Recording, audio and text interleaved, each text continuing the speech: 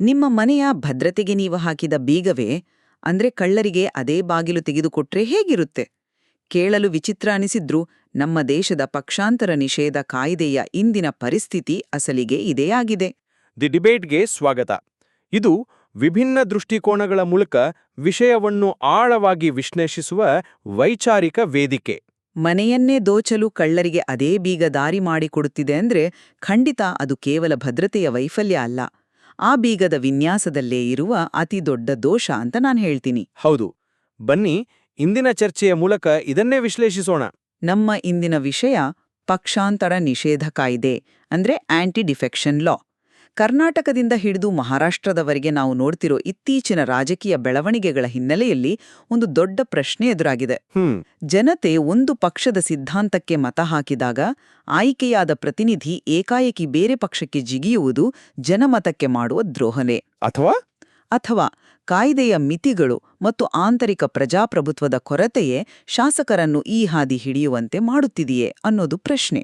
ನಿಖರವಾಗಿ ಈ ಚರ್ಚೆಯಲ್ಲಿ ನನ್ನ ಸ್ಪಷ್ಟ ನಿಲುವು ಏನೆಂದರೆ, ಪಕ್ಷಾಂತರ ನಿಷೇಧ ಕಾಯ್ದೆಯು ಜನರ ಮತದ ಮೌಲ್ಯವನ್ನು ಮತ್ತು ಸರ್ಕಾರದ ಸ್ಥಿರತೆಯನ್ನು ಕಾಪಾಡಲು ಅತ್ಯಗತ್ಯವಾದ ಪ್ರಜಾಸತ್ತಾತ್ಮಕ ರಕ್ಷಾಕವಚ. ಆದರೆ ವಾಸ್ತವದಲ್ಲಿ ಅದು ರಕ್ಷಾಕವಚವಾಗಿ ಉಳಿದಿಲ್ಲ. ನನ್ನ ಪ್ರಕಾರ ಈ ಕಾಯ್ದೆಯು ಶಾಸಕರ ಸ್ವತಂತ್ರ ಚಿಂತನೆಯನ್ನು ಹತ್ತಿಕ್ಕುವ ಜೊತೆಗೆ ತನ್ನಲ್ಲಿರುವ ಲೋಪಗಳಿಂದಾಗಿ ಸಾರಾಸಗಟು ಪಕ್ಷಾಂತರಕ್ಕೆ ಅಧಿಕೃತ ಪರವಾನಗಿಯಾಗಿ ಮಾರ್ಪಟ್ಟಿದೆ. ಈ ಕಾಯ್ದೆಯನ್ನು ಟೀಕಿಸುವ ಮುನ್ನ ನಾವು ಸ್ವಲ್ಪ ಇತಿಹಾಸಕ್ಕೆ ಹೋಗಬೇಕು. ಖಂಡಿತ ಹೋಗೋಣ. 1967ರ ಸುಮಾರಿಗೆ ಭಾರತೀಯ ರಾಜಕೀಯದಲ್ಲಿ ಏನಾಗ್ತಿತ್ತು ಅನ್ನೋದನ್ನೊಮ್ಮೆ ನೆನಪಿಸ್ಕೊಳ್ಳಿ. ಹರಿಯಾಣದ ಗಯಾಲಾಲ್ ಎನ್ನುವ ಶಾಸಕ ಕೇವಲ 15 ದಿನಗಳಲ್ಲಿ 3 ಬಾರಿ ಪಕ್ಷ ಬದಲಾಯಿಸಿದ. ಅಲ್ಲಿಂದಲೇ ಈ ಗಯಾರಾಮ್ ಹೌದು, ಅದೇ ಆ ಕುಖ್ಯಾತ ಪದ ಹುಟ್ಕೊಂಡಿದ್ದು. ಶಾಸಕರು ಕೇವಲ ಹಣ, ಹುದ್ದೆ ಮತ್ತು ಅಧಿಕಾರಕ್ಕಾಗಿ ಬೆಳಗಾಗುವಷ್ಟರಲ್ಲಿ ಪಕ್ಷ ಬದಲಾಯಿಸುತ್ತಿದ್ದರು. ಸರ್ಕಾರಗಳು ಚೀಟಿಯ ಅರಮನೆಯಂತೆ ಉರುಳುತ್ತಿದ್ದವು. ಅದನ್ನು ತಡೆಯಲೇಬೇಕಿತ್ತು ಅನ್ನೋದನ್ನ ನಾನು ಒಪ್ಕೊಳ್ತೇನೆ. ರೈಟ್. ಚುನಾವಣೆಯಲ್ಲಿ ಜನರು ಒಂದು ಪಕ್ಷದ ಸಿದ್ಧಾಂತ, ನೀತಿ ಮತ್ತು ನಾಯಕತ್ವವನ್ನು ನಂಬಿ ವೋಟ್ ಹಾಕ್ತಾರೆ. ಆ ಪ್ರತಿನಿಧಿ ಕೇವಲ ಮಂತ್ರಿಗಿರಿಯ ಸ್ವಾರ್ಥಕ್ಕಾಗಿ ಬೇರೆ ಪಕ್ಷಕ್ಕೆ ಹೋದ್ರೆ ಅದು ಜನರಿಗೆ ಮಾಡುವ ನೇರವಾದ ರಾಜಕೀಯ ದ್ರೋಹ ಅಲ್ವಾ? ಅಂದ್ರೆ ನೈತಿಕವಾಗಿ ಹೌದು. ಇದೇ ಅಸ್ಥಿರತೆಯನ್ನು ತಡೆಯಲು 1985ರಲ್ಲಿ 52ನೇ ಸಂವಿಧಾನ ತಿದ್ದುಪಡಿಯ ಮೂಲಕ 10ನೇ ಅನುಸೂಚಿಯನ್ನು ಅಂದ್ರೆ 10th ಶೆಡ್ಯೂಲ್ ಅನ್ನು ಸೇರಿಸಲಾಯಿತು. ಜನರು ಅಭ್ಯರ್ಥಿಗಿಂತ ಹೆಚ್ಚಾಗಿ ಪಕ್ಷದ ಚಿಹ್ನೆಯನ್ನು ನೋಡಿ ಮತ ಹಾಕಿರ್ತಾರೆ. ಹಾಗಾಗಿ ಜನರ ವಿಶ್ವಾಸಕ್ಕೆ ಬೆಲೆ ಸಿಗ್ಬೇಕಾದ್ರೆ ಈ ಕಾಯ್ದೆ ಅನಿವಾರ್ಯವಾಗಿತ್ತು. ನೋಡಿ, ಕಾಯ್ದೆಯನ್ನು ತಂದ ಆಶಯ ಒಳ್ಳೆಯದೇ ಇರಬಹುದು, ಆದರೆ ಅದು ಕೆಲಸ ಮಾಡ್ತಿರೋ ರೀತಿಯನ್ನು ಒಮ್ಮೆ ನೋಡಿ. ಅಂದ್ರೆ ಈ ಕಾಯ್ದೆ ಪಕ್ಷಾಂತರವನ್ನು ತಡೆಯುವ ಬದಲು ವಿಪ್ ಎಂಬ ಅಸ್ತ್ರದ ಮೂಲಕ ಶಾಸಕರನ್ನು ಕೇವಲ ರಬ್ಬರ್ ಸ್ಟ್ಯಾಂಪ್ಗಳನ್ನಾಗಿ ಮಾಡಿದೆ. ವಿಪ್ ಅಂದ್ರೆ ಕೇವಲ ಒಂದು ಆದೇಶ ಅಲ್ಲ, ಅದೊಂದು ಕಾನೂನಾತ್ಮಕ ಬ್ರಹ್ಮಾಸ್ತ್ರ. ಪಕ್ಷದ ಹೈಕಮಾಂಡ್ ವಿಪ್ ಜಾರಿ ಮಾಡಿದ್ರೆ ಶಾಸಕನಿಗೆ ತನ್ನ ಕ್ಷೇತ್ರದ ಜನರ ಪರವಾಗಿ ಧ್ವನಿ ಎತ್ತಲು ಅಥವಾ ತನ್ನದೇ ಪಕ್ಷದ ತಪ್ಪು ನಿರ್ಧಾರವನ್ನು ಪ್ರಶ್ನಿಸಲು ಸಾಧ್ಯವೇ ಇಲ್ಲ. ಪ್ರಶ್ನಿಸಿದ್ರೆ ಅಥವಾ ಪಕ್ಷದ ವಿರುದ್ಧ ಮತ ಹಾಕಿದ್ರೆ ಆತನ ಶಾಸಕ ಸ್ಥಾನವೇ ರದ್ದಾಗುತ್ತೆ. ಆದ್ರೆ ಒಂದ್ ನಿಮಿಷ, ಒಂದು ಪಕ್ಷದ ಟಿಕೆಟ್ ಮೇಲೆ ಗೆದ್ದ ಮೇಲೆ ಪಕ್ಷದ ತೀರ್ಮಾನಕ್ಕೆ ಬದ್ಧನಾಗಿರೋದು ಶಿಸ್ತು ತಾನೇ? ಅದು ಶಿಸ್ತು ಅಲ್ಲ, ಅದು ಬೌದ್ಧಿಕ ಗುಲಾಮಗಿರಿ. ಎಲ್ಲಕ್ಕಿಂತ ಹೆಚ್ಚಾಗಿ ಈ ಕಾಯ್ದೆಯಲ್ಲಿನ ವಿಲೀನ ಅಂದ್ರೆ ಮರ್ಜರ್ ಎಂಬ ನಿಯಮ ಪ್ರಜಾಪ್ರಭುತ್ವದ ಅತಿ ದೊಡ್ಡ ಅಣಕ ಅಂತ ನಾನು ಹೇಳ್ತೀನಿ. ಮರ್ಜರ್ ನಿಯಮದ ಬಗ್ಗೆ ನಿಮ್ಮ ಆಕ್ಷೇಪ ಏನು? 2003ರಲ್ಲಿ 91ನೇ ಸಂವಿಧಾನ ತಿದ್ದುಪಡಿಯ ಮೂಲಕ ಒಂದು ಹೊಸ ನಿಯಮ ತರಲಾಯಿತು. ಶಾಸಕಾಂಗ ಪಕ್ಷದ 3/2 ಅಂದ್ರೆ 2/3 ಸದಸ್ಯರು ಒಟ್ಟಾಗಿ ಬೇರೆ ಪಕ್ಷಕ್ಕೆ ಹೋದ್ರೆ ಅದು ಪಕ್ಷಾಂತರ ಅಲ್ಲ, ಅದು ವಿಲೀನ ಅಂತ ಕಾಯ್ದೆ ಹೇಳುತ್ತೆ. ಹೌದು, ಬಹುಮತದ ನಿರ್ಧಾರವನ್ನ ಗೌರವಿಸುವ ಸಲುವಾಗಿ. ಆದ್ರೆ ಏನ್ ಗೊತ್ತಾ, ಇದರ ಅರ್ಥ ಬಿಡಿಬಿಡಿಯಾಗಿ ಒಬ್ಬ ಶಾಸಕ ಪಕ್ಷ ಬಿಟ್ರೆ ಆತ ಅನರ್ಹನಾಗ್ತಾನೆ, ಆದ್ರೆ ಗುಂಪಾಗಿ ಹೋದ್ರೆ ಅದು ಕಾನೂನುಬದ್ಧ. ಇದನ್ನೇ ನಾನು ಚಿಲ್ಲರೆ ಮಾರಾಟ ಅಪರಾಧ ಆದ್ರೆ ಸಗಟು ಮಾರಾಟ ಕಾನೂನುಬದ್ಧ ಅನ್ನೋದು. ಗೋವಾ, ಮಣಿಪುರ, ಮಧ್ಯಪ್ರದೇಶಗಳಲ್ಲಿ ಸರ್ಕಾರಗಳು ಉರುಳಲು ಈ ನಿಯಮವೇ ಕಾರಣ ಅಲ್ವಾ? ಓಹೋ, ಸಗಟು ಮಾರಾಟದ ಆರೋಪಕ ಕೇಳಲು ಚೆನ್ನಾಗಿದೆ. ಆದ್ರೆ ಇಲ್ಲಿ ನಾವು ಕಾಯ್ದೆಯನ್ನೇ ಸಂಪೂರ್ಣವಾಗಿ ದೂಷಿಸ್ತಿದ್ದೇವಲ್ಲವೇ? ನಿಮ್ಮ ವಾದ ನನಗೆ ಅರ್ಥವಾಯಿತು, ಆದರೆ ನಾವು ಇದನ್ನ ಬೇರೆ ಕೋನದಿಂದ ನೋಡೋಣ. ಖಂಡಿತ, ಹೇಳಿ. ಸಮಸ್ಯೆ ಇರುವುದು ಕಾಯ್ದೆಯ ನಿಯಮಗಳಲ್ಲ, ನಮ್ಮ ನಾಯಕರ ನೈತಿಕತೆಯಲ್ಲಿ. ವಿಲೀನದ ಹೆಸರಿನಲ್ಲಿ ಕಾಯ್ದೆಯನ್ನು ದುರ್ಬಳಕೆ ಮಾಡಲಾಯಿತು ಎಂಬುದು ನಿಜ. ಆದರೆ ನಮ್ಮ ರಾಜಕಾರಣಿಗಳು ಕಾಯ್ದೆಯನ್ನು ಉಲ್ಲಂಘಿಸದೆ ಪಕ್ಷಾಂತರ ಮಾಡುವ ಹೊಸ ಕುತಂತ್ರಗಳನ್ನು ರೂಪಿಸಿದ್ದಾರೆ. ಕಳ್ಳರು ಹೊಸ ತಂತ್ರ ರೂಪಿಸಿದ ತಕ್ಷಣ ಬೀಗದೇ ತಪ್ಪು ಅಂತ ಹೇಳೋದು ಹೇಗೆ? ಕಳ್ಳರಿಗೆ ಬೀಗವನ್ನು ಮುರಿಯದೆ ಸುಲಭವಾಗಿ ತೆಗೆಯಲು ಸಾಧ್ಯವಾಗುತ್ತಿದೆ ಎಂದರೆ ಆ ಬೀಗದ ವಿನ್ಯಾಸದಲ್ಲೇ ದೋಷವಿದೆ ಎಂದರ್ಥವಲ್ಲವೇ? ನಿಮ್ಮದೇ ಉದಾಹರಣೆ ತಗೊಳ್ಳಿ. ಸಲಿ ಕರ್ನಾಟಕದ ಉದಾಹರಣೆಯನ್ನೇ ನೋಡೋಣ. 2008ರಲ್ಲಿ ಮತ್ತು ನಂತರ 2019ರಲ್ಲಿ ನಾವು ಆಪರೇಷನ್ ಕಮಲ ಎಂಬ ಹೊಸ ರಾಜಕೀಯ ತಂತ್ರಗಾರಿಕೆಯನ್ನು ನೋಡಿದೆವು. ಹೌದು, ದೇಶಾದ್ಯಂತ ಸುದ್ದಿ ಮಾಡಿದ ತಂತ್ರ ಅದು. ಇಲ್ಲಿ ಶಾಸಕರು ನೇರವಾಗಿ ಪಕ್ಷಾಂತರ ಮಾಡಿ ಅನರ್ಹತೆಯ ರಿಸ್ಕ್ ತೆಗೆದುಕೊಳ್ಳಿಲ್ಲ, ಬದಲಾಗಿ ತಾವೇ ಶಾಸಕ ಸ್ಥಾನಕ್ಕೆ ರಾಜೀನಾಮೆ ನೀಡಿದರು. ಬನ್ನಿ ಇದರ ಲೆಕ್ಕಾಚಾರ ಹೇಗಿದೆ ಅಂತ ನೋಡೋಣ. ಒಂದು ವಿಧಾನಸಭೆಯಲ್ಲಿ ಒಟ್ಟು 224 ಶಾಸಕರಿದ್ದಾರೆ ಅಂದುಕೊಳ್ಳಿ. ಬಹುಮತಕ್ಕೆ 113 ಶಾಸಕರ ಬಲ ಬೇಕು. ಆದರೆ 15 ಶಾಸಕರು ರಾಜೀನಾಮೆ ನೀಡಿದರೆ ಏನಾಗುತ್ತದೆ? ಸದನದ ಒಟ್ಟು ಬಲ 209ಕ್ಕೆ ಕುಸಿಯುತ್ತದೆ. ಎಕ್ಸಾಕ್ಟ್ಲಿ. ಸದನದ ಬಲ 209ಕ್ಕೆ ಇಳಿದಾಗ ಬಹುಮತ ಸಾಬೀತುಪಡಿಸಲು ಬೇಕಾದ ಮ್ಯಾಜಿಕ್ ನಂಬರ್ ಕೇವಲ 105ಕ್ಕೆ ಇಳಿಯುತ್ತದೆ.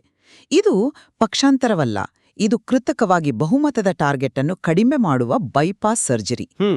ನಂತರ ರಾಜೀನಾಮೆ ನೀಡಿದ ಶಾಸಕರು ಮರುಚುನಾವಣೆಯಲ್ಲಿ ಬೇರೆ ಪಕ್ಷದಿಂದ ಸ್ಪರ್ಧಿಸಿ ಗೆದ್ಬರ್ತಾರೆ. ಈ ತಂತ್ರಗಾರಿಕೆಯಲ್ಲಿ ಶಾಸಕನಿಗೆ ಪಕ್ಷಾಂತರ ಕಾಯ್ದೆ ಎಲ್ಲಿ ಅಡ್ಡಿಯಾಯಿತು? ಇಲ್ಲಿ ಕಾನೂನು ವಿಫಲವಾಗಿದೆ ಅಂತ ಹೇಳೋದು ಸರಿಯಲ್ಲ. ಅಧಿಕಾರದ ಆಸೆಗಾಗಿ ನಮ್ಮ ನಾಯಕರು ಕಾನೂನಿನ ಕಣ್ಣಿಗೆ ಮಣ್ಣೆರಚುವ ದಾರಿಗಳನ್ನು ಹುಡುಕಿಕೊಂಡಿದ್ದಾರೆ ಅಷ್ಟೇ. ನೋಡಿ, ನೀವು ವಿವರಿಸಿದ ಲೆಕ್ಕಾಚಾರವೇ ಈ ಕಾಯ್ದೆ ಎಷ್ಟು ನಿರುಪಯುಕ್ತವಾಗಿದೆ ಅನ್ನೋದನ್ನ ಸಾಬೀತುಪಡಿಸುತ್ತಿದೆ. ಶಾಸಕರು ಕಾನೂನಿನ ಕಣ್ಣಿಗೆ ಮಣ್ಣೆರಸಲು ಸಾಧ್ಯವಾಗುತ್ತಿದೆ ಎಂದರೆ ಅಲ್ಲಿ ವ್ಯವಸ್ಥೆಯ ವಿನ್ಯಾಸವೇ ದೋಷಪೂರಿತವಾಗಿದೆ. ಆದರೆ ಮನುಷ್ಯನ ದುರಾಸೆಗೆ ಕಾಯ್ದೆ ಏನು ಮಾಡಬಲ್ಲದು? ಕಾಯ್ದೆ ದುರಾಸೆಯನ್ನು ತಡೆಯದಿದ್ದರೂ ಅದನ್ನು ಪೋಷಿಸಬಾರದು ಅಲ್ವಾ? ಇಲ್ಲಿ ನಾವು ಚರ್ಚಿಸಲೇಬೇಕಾದ ಮತ್ತೊಂದು ಅತಿ ಮುಖ್ಯವಾದ ಯಾಂತ್ರಿಕ ದೋಷವಿದೆ. ಅದೇ ಸ್ಪೀಕರ್ ಅವರ ಪಾತ್ರ ಮತ್ತು ಅವರ ಅಧಿಕಾರ. ಸ್ಪೀಕರ್ ಪಾತ್ರ ಸಂವಿಧಾನಾತ್ಮಕವಾಗಿ ಬಹಳ ಮಹತ್ವದ್ದಾಗಿದೆ. ಅದು ನಿಜ. ಇಲ್ಲಿನ ಅಸಲಿ ಸಮಸ್ಯೆ ಏನಂದ್ರೆ, ಕಾಯ್ದೆಯಲ್ಲಿ ಸ್ಪೀಕರ್ ನಿರ್ಧಾರ ತೆಗೆದುಕೊಳ್ಳಲು ಯಾವುದೇ ಕಾಲಮಿತಿ ಅಂದ್ರೆ ಟೈಮ್ ಲಿಮಿಟ್ ಇಲ್ಲ. ಆದ್ರೆ ಪ್ರಕರಣ ಕೋರ್ಟ್ ಮೆಟ್ಟಿಲೇರಬಹುದಲ್ಲ? ಅದೇ ಇಲ್ಲಿರುವ ದೊಡ್ಡ ತಾಂತ್ರಿಕ ತೊಡಕು. ಸ್ಪೀಕರ್ ತಮ್ಮ ನಿರ್ಧಾರ ಪ್ರಕಟಿಸುವವರೆಗೂ ನ್ಯಾಯಾಲಯಗಳು ಮಧ್ಯಪ್ರವೇಶ ಮಾಡುವಂತಿಲ್ಲ ಎಂದು ಸುಪ್ರೀಂ ಕೋರ್ಟ್ ಹಿಂದೆಯೇ ಹೇಳಿದೆ. ರೈಟ್. ಇದನ್ನೇ ರಾಜಕೀಯ ಪಕ್ಷಗಳು ತಮ್ಮ ಲಾಭಕ್ಕೆ ಬಳಸ್ಕೊಡ್ತಿವೆ. ಮಹಾರಾಷ್ಟ್ರದಲ್ಲಿ ಏನಾಯಿತು ನೆನಪಿಸ್ಕೊಳ್ಳಿ. ಏಕನಾಥ್ ಶಿಂದೆ ಮತ್ತು ಉದ್ಧವ್ ಠಾಕ್ರೆ ಬಣಗಳ ನಡುವೆ ಬಿಕ್ಕಟ್ಟು ಶುರುವಾದಾಗ ಸ್ಪೀಕರ್ ತಮ್ಮ ತೀರ್ಪನ್ನು ಎಷ್ಟು ದೀರ್ಘಕಾಲದವರೆಗೂ ವಿಳಂಬ ಮಾಡಿದರು? ತೀರ್ಪು ಬರೋವಷ್ಟರಲ್ಲಿ ಇಡೀ ಸರ್ಕಾರವೇ ಬದಲಾಗಿ ಹೊಸ ಆಡಳಿತ ವ್ಯವಸ್ಥೆ ಸ್ಥಿರವಾಗಿ ಹೋಗಿತ್ತು. ಕರ್ನಾಟಕದ 2019ರ ಉದಾಹರಣೆಯಲ್ಲೂ ಹೀಗೇ ಆಯ್ತಲ್ವೇ? ಖಂಡಿತ. ಕರ್ನಾಟಕದಲ್ಲಿ ಸ್ಪೀಕರ್ ಕೆಆರ್ ರಮೇಶ್ ಕುಮಾರ್ ಅವರು 17 ಶಾಸಕರನ್ನು ಅನರ್ಹಗೊಳಿಸಿದರು. ಮಾತ್ರವಲ್ಲದೆ ಆ ವಿಧಾನಸಭೆಯ ಅವಧಿ ಮುಗಿಯುವವರೆಗೂ ಅವರು ಚುನಾವಣೆಗೆ ಸ್ಪರ್ಧಿಸುವಂತಿಲ್ಲ ಅಂತ ತೀರ್ಪು ನೀಡಿದರು. ನಂತರ ಸುಪ್ರೀಂ ಕೋರ್ಟ್ ಆ ತೀರ್ಪನ್ನು ಭಾಗಶಃ ಬದಲಿಸಿ ಅವರಿಗೆ ಉಪಚುನಾವಣೆಯಲ್ಲಿ ಸ್ಪರ್ಧಿಸಲು ಅವಕಾಶ ನೀಡಿತು. ನೀವು ಗಮನಿಸಿ, ಸ್ಪೀಕರ್ ಆಡಳಿತ ಪಕ್ಷದ ಲಾಭಕ್ಕಾಗಿ ತೀರ್ಪನ್ನು ವಿಳಂಬ ಮಾಡ್ತಾರೆ ಅಥವಾ ತಮ್ಮ ರಾಜಕೀಯ ಒಲವಿಗೆ ತಕ್ಕಂತೆ ತರಾತುರಿಯಲ್ಲಿ ಕಠಿಣ ನಿರ್ಧಾರ ತಗೊಳ್ತಾರೆ. ಅಂದ್ರೆ ನೀವು ಹೇಳೋದು? ನಾನು ಹೇಳೋದು ಇಷ್ಟೇ. ರೆಫರಿ ತನಗೆ ಬೇಕಾದ ತಂಡವ ಪರವಾಗಿ ಕೆಲಸ ಮಾಡುವಾಗ ಈ ಕಾಯ್ದೆಯಿಂದ ನಿಷ್ಪಕ್ಷಪಾತ ನ್ಯಾಯ ಸಿಗುತ್ತದೆ ಎಂದು ನಿರೀಕ್ಷಿಸುವುದು ಹೇಗೆ? ಸ್ಪೀಕರ್ ಪಾತ್ರದ ಮಿತಿಗಳನ್ನು ಮತ್ತು ಕೆಲವೊಮ್ಮೆ ಅವರ ನಿರ್ಧಾರಗಳಲ್ಲಿ ಕಾಣುವ ರಾಜಕೀಯ ಪ್ರಭಾವವನ್ನು ನಾವು ಅಲ್ಲಗಳೆಯುವಂತಿಲ್ಲ. ಕಾಯ್ದೆಯಲ್ಲಿ ಕಾಲಮಿತಿ ನಿಗದಿಪಡಿಸುವಂತಹ ಸುಧಾರಣೆಗಳು ಖಂಡಿತ ಆಗ್ಬೇಕಿದೆ. ಆದ್ರೆ ನೀವ್ ಹೇಳೋದು ಆಸಕ್ತಿದಾಯಕವಾಗಿದೆ. ಆದ್ರೂ ನಾನಿದನ್ನ ಹೀಗೆ ವಿಶ್ಲೇಷಿಸ್ತೇನೆ. ಹೇಳಿ. ನಾವು ಕೇವಲ ಸ್ಪೀಕರ್ ಅವರನ್ನು ಗುರಿಯಾಗಿಸಿ ಮೂಲ ಸಮಸ್ಯೆಯಿಂದ ಜಾರಿಕೊಳ್ಳುತ್ತಿದ್ದೇವೆ ಅಂತ ಅನಿಸ್ತಾ ಇಲ್ವಾ? ಶಾಸಕರು ಪಕ್ಷ ಬಿಡಲು ಸ್ಪೀಕರ್ ಕಾರಣನಾ? ಖಂಡಿತ ಇಲ್ಲ. ಸ್ಪೀಕರ್ ಕಾರಣವಲ್ಲ. ಅದೇ ಸ್ಪೀಕರ್ ಕಾಯ್ದೆಯನ್ನು ಜಾರಿಗೊಳಿಸುವಲ್ಲಿ ಪಕ್ಷಪಾತಿಗಳಾಗಿದ್ದಾರೆ. ಹೌದು. ಆದರೆ ಶಾಸಕರು ಮೂಲತಃ ಪಕ್ಷ ಬಿಡುತ್ತಿರುವುದು ಏಕೆ? ಇಂದು ಪಕ್ಷಾಂತರ ಪ್ರಕ್ರಿಯೆಯ ಹಿಂದೆ ಏನೆಲ್ಲ ನಡೀತಿದೆ ಅಂತ ನಮ್ಗೆಲ್ಲ ಗೊತ್ತಿದೆ. ಕೋಟಿ ಕೋಟಿ ರೂಪಾಯಿಗಳ ಕುದುರೆ ವ್ಯಾಪಾರ ನಡೀತಿದೆ ಎಂಬುದು ಇಡೀ ಜಗತ್ತಿಗೆ ಗೊತ್ತಿರುವ ಸಾರ್ವಜನಿಕ ರಹಸ್ಯ. ರೆಸಾರ್ಟ್ ರಾಜಕಾರಣ, ಚಾರ್ಟರ್ಡ್ ಫ್ಲೈಟ್ಗಳು ಇವೆಲ್ಲವೂ ಎಲ್ಲಿಂದ ಬರ್ತವೆ? ಜೊತೆಗೆ ಜಾರಿ ನಿರ್ದೇಶನಾಲಯ ಅಂದ್ರೆ ಇಡಿ, ಆದಾಯ ತೆರಿಗೆ ಇಲಾಖೆ, ಸಿಬಿಐನಂತಹ ಕೇಂದ್ರ ತನಿಖಾ ಸಂಸ್ಥೆಗಳ ಭಯ ಹುಟ್ಟಿಸಿ ಶಾಸಕರನ್ನು ಸೆಳೆಯಲಾಗುತ್ತಿದೆ ಎಂಬ ಗಂಭೀರ ಆರೋಪಗಳಿವೆ. ಅಂದರೆ ಕೇವಲ ಭಯ ಮತ್ತು ಹಣದಿಂದಲೇ ಸರ್ಕಾರಗಳು ಬೀಳುತ್ತಿವೆ ಎನ್ನುತ್ತಿದ್ದೀರಾ? ಬಹುಪಾಲು ಪ್ರಕರಣಗಳಲ್ಲಿ ಅದೇ ಸತ್ಯ. ಆಡಳಿತ ಪಕ್ಷಕ್ಕೆ ಸೇರಿದ ತಕ್ಷಣ ವಿರೋಧ ಪಕ್ಷದಲ್ಲಿದ್ದಾಗ ಇದ್ದ ಭ್ರಷ್ಟಾಚಾರದ ಆರೋಪಗಳು, ಫೈಲ್ಗಳು ಮಾಯವಾಗುವ ಜಾದು ನಾವು ಕಣ್ಣಾರೆ ನೋಡ್ತಾ ಇದ್ವಿ. ಇದು ಸೈದ್ಧಾಂತಿಕ ಬದಲಾವಣೆಯಲ್ಲ, ಇದು ಆಮಿಷ ಮತ್ತು ಭಯದಿಂದ ನಡೆಯುವ ಪಕ್ಷಾಂತರ. ಅದು ಒಂದು ಭಾಗ ಮಾತ್ರ. ಅಧಿಕಾರ, ಭ್ರಷ್ಟಾಚಾರದ ಕಪ್ಪು ಹಣ ಮತ್ತು ತನಿಖಾ ಸಂಸ್ಥೆಗಳ ಕತ್ತಿಯನ್ನು ಬಳಸಿ ಪ್ರಜಾಪ್ರಭುತ್ವವನ್ನು ಹೈಜಾಕ್ ಮಾಡುವುದನ್ನು ಸ್ಪೀಕರ್ ಅವರ ತಲೆಗೆ ಕಟ್ಟುವುದು ಸಮಸ್ಯೆಯ ಬೇರನ್ನು ಮರೆಮಾಚಿದಂತೆ ಆಗುತ್ತದೆ. ಮೂಲ ಸಮಸ್ಯೆ ವ್ಯವಸ್ಥೆಯಲ್ಲಿರುವ ಈ ಬ್ಲ್ಯಾಕ್ಮೇಲ್ ರಾಜಕಾರಣ. ನಾಳೆ ನೀವು ಹೇಳುವ ಬ್ಲ್ಯಾಕ್ಮೇಲ್ ಅಥವಾ ಹಣದ ಪ್ರಭಾವವನ್ನು ನಾನು ಖಂಡಿತ ತಳ್ಳಿ ಹಾಕುತ್ತಿಲ್ಲ. ಅದು ನಮ್ಮ ವ್ಯವಸ್ಥೆಯ ದೊಡ್ಡ ಕ್ಯಾನ್ಸರ್. ಆದರೆ ಶಾಸಕರು ಕೇವಲ ಹಣ ಮತ್ತು ಅಧಿಕಾರಕ್ಕಾಗಿ ಮಾತ್ರ ಪಕ್ಷ ಬಿಡ್ತಾರೆ ಅನ್ನೋದು ಬಹಳ ಏಕಪಕ್ಷೀಯವಾದ ತೀರ್ಮಾನ. ಮತ್ತೆ ಬೇರೇನು ಕಾರಣ ಇರ್ಬೋದು? ಒಂದು ವ್ಯವಸ್ಥೆಯಲ್ಲಿ ಆಂತರಿಕ ಪ್ರಜಾಪ್ರಭುತ್ವವೇ ಇಲ್ಲದಿದ್ದಾಗ ಶಾಸಕರು ಏನ್ಮಾಡ್ಬೇಕು? ಆಂತರಿಕ ಪ್ರಜಾಪ್ರಭುತ್ವಕ್ಕೂ ಪಕ್ಷಾಂತರಕ್ಕೂ ಏನು ಸಂಬಂಧ? ನೇರವಾದ ಸಂಬಂಧವಿದೆ. ನಮ್ಮ ರಾಜಕೀಯ ಪಕ್ಷಗಳ ರಚನೆಯನ್ನು ಒಮ್ಮೆ ನೋಡಿ. ಅಧಿಕಾರ ಕೇವಲ ಒಂದೆರಡು ಉನ್ನತ ನಾಯಕರ ಕೈಯಲ್ಲಿ ಅಥವಾ ಒಂದು ಕುಟುಂಬದ ಕೈಯಲ್ಲಿ ಕೇಂದ್ರೀಕೃತವಾಗಿರುತ್ತದೆ. ಹೈಕಮಾಂಡ್ ಸಂಸ್ಕೃತಿ ಪ್ರಾದೇಶಿಕ ನಾಯಕರನ್ನು ತುಳಿಯುತ್ತದೆ. ಅದು ಪಕ್ಷದ ಆಂತರಿಕ ವಿಚಾರ ಅಲ್ವಾ? ಹೌದು, ಆದರೆ ಅದರ ಪರಿಣಾಮ ಶಾಸಕರ ಮೇಲಾಗುತ್ತೆ. ಸಾಮಾನ್ಯ ಶಾಸಕನೊಬ್ಬ ತನ್ನ ಕ್ಷೇತ್ರದ ಅಭಿವೃದ್ಧಿಗೆ ಅನುದಾನ ಕೇಳಲು ಹೋದ್ರೆ ಸಿಗೋದಿಲ್ಲ. ಮುಖ್ಯಮಂತ್ರಿಯನ್ನೋ ಅಥವಾ ಪಕ್ಷದ ಅಧ್ಯಕ್ಷರನ್ನು ಭೇಟಿಯಾಗಲು ತಿಂಗಳುಗಟ್ಲೆ ಕಾಯ್ಬೇಕು. ಹೀಗಿರುವಾಗ ಆತ ತನ್ನ ಜನರ ಪರವಾಗಿ ಸದನದಲ್ಲಿ ಧ್ವನಿ ಎತ್ತಲು ಹೋದ್ರೆ ನೀವು ಮೊದಲೇ ಹೇಳಿದ ಹಾಗೆ ಆ ವಿಪ್ ಎಂಬ ಅಸ್ತ್ರ ಆತನ ಬಾಯಿ ಮುಚ್ಚುತ್ತೆ. ಆದರೆ ಅದನ್ನೆಲ್ಲ ಪಕ್ಷದ ಆಂತರಿಕ ವೇದಿಕೆಯಲ್ಲಿ ಬಗೆಹರಿಸ್ಕೊಳ್ಬೇಕಾದ ವಿಚಾರ ತಾನೇ? ಆಂತರಿಕ ವೇದಿಕೆಗಳು ಎಲ್ಲಿವೆ?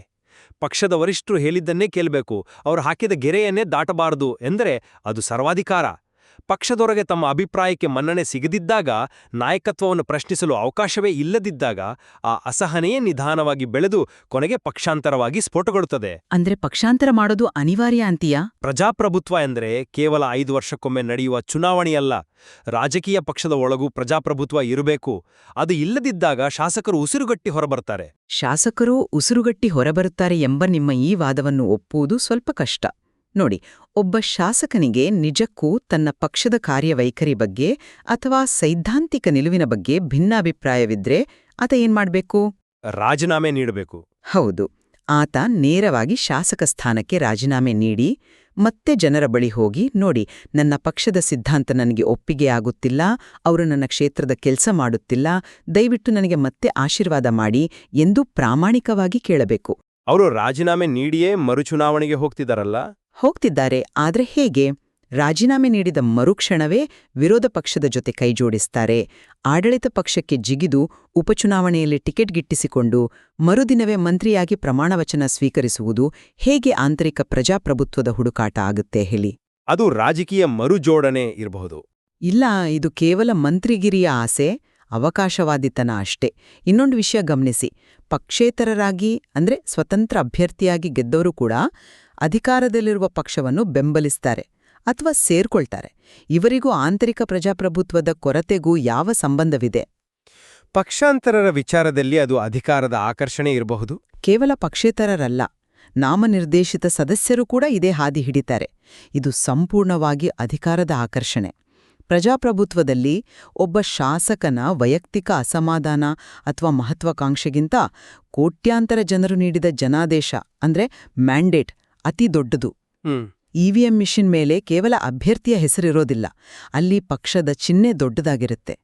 ಜನರು 5 ವರ್ಷಗಳ ಕಾಲ ಒಂದು ನಿರ್ದಿಷ್ಟ ಪಕ್ಷಕ್ಕೆ, ಅವರ ಪ್ರಣಾಳಿಕೆಗೆ ಅಧಿಕಾರ ನೀಡಿರ್ತಾರೆ.